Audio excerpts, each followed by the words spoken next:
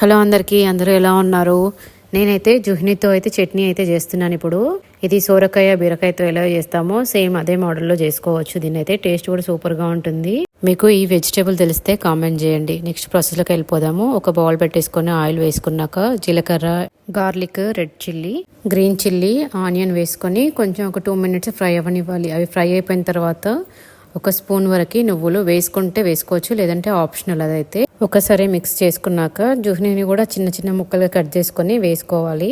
అవి కొంచెం ఫ్రై అయిపోయిన తర్వాత ఒక 2-3 రెబ్బలు చింతపండు, అలాగే టేస్ట్కి సరిపడినంత సాల్ట్, కొంచెం చిల్లీ పౌడర్ వేసుకొని సాఫ్ట్గా వాటర్ అంతా ఏమీ లేకుండా అయ్యేంత వరకు కుక్ చేసుకోవాలి. చేసుకున్న దాన్ని మిక్సీ పట్టేసుకోవాలి.